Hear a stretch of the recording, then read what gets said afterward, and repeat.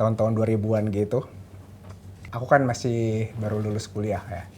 Terus hampir semua orang ngomongin setelah nonton ADC gitu, ngomongin Dian Sastro dan macam-macam. Kok nggak ada sih orang yang ngomongin Lydia gitu. Karena ketika aku nonton film itu, satu-satunya karakter yang menarik perhatianku cuma yang anaknya mau bunuh diri itu. Nah, terus ya terakhir waktu ADC 2 dibikin lagi dan nggak ada dia gitu. Wah, males deh nonton. Aku belum nonton sampai sekarang.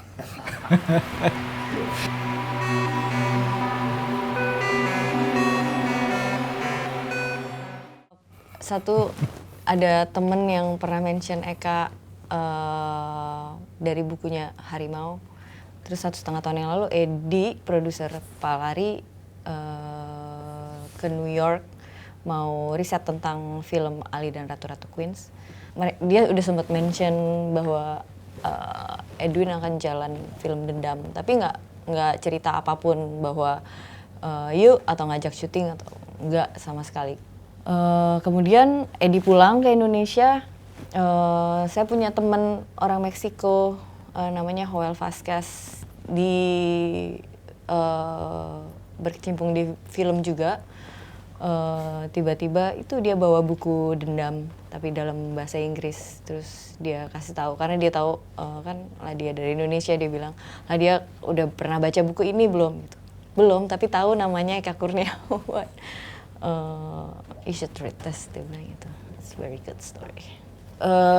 Terus gue mikir apakah gue harus baca novelnya dulu juga. Awalnya Edwin bilang mungkin enggak gitu, tapi gue bandel sih, gue tetap baca novelnya karena tetap gue perlu latar belakang Iteng yang enggak yang gue ngerasa mungkin secara visual Edwin punya di kepalanya, tapi di skrip gue nggak bisa ngebayangin gitu latar belakangnya Iteng.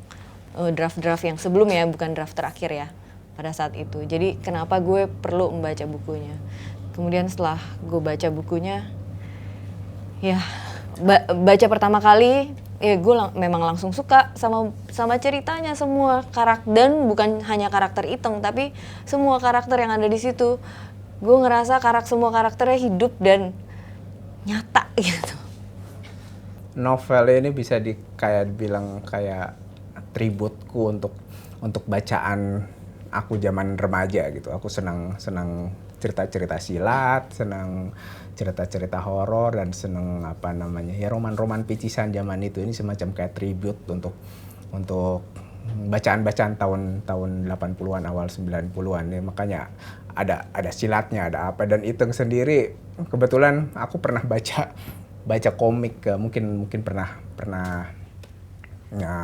baca juga sih komik Jepang sebenarnya, Lady Snowblood.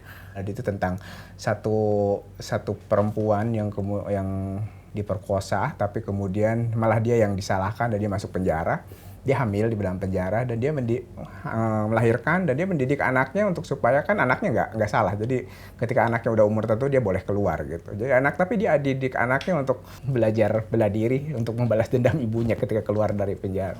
Tema-tema itu menarik perhatianku karena aku ngerasa itu semacam respon dari cerita, dari sastra ataupun film tentang, katakanlah bahwa dunia ini tidak adil gitu. Tapi akan selalu ada orang yang untuk membereskannya kembali gitu. Kalau nggak si pendekar sakti ya hantu gitu, hantu kayak hantu yang kemudian gentayangan yang kemudian membalas dendam. Dan saya merasa bahwa si Iteng ada di konteks itu ketika misalkan Ajo Kawir yang sebenarnya korban dan tapi tidak berdaya, tidak bisa ngapa-ngapain. Saya juga ya memang ada banyak faktor kenapa kemudian saya memilih si Iteng bukan si Ajo Kawir yang membalas dendam gitu. Ketika dia kemudian punya suami dan suaminya ternyata juga semacam korban dari dunia maskulin ini, dan dia karena dia punya kemampuan bela diri dan dia yang kemudian bergerak untuk melakukan pembalasan dendam.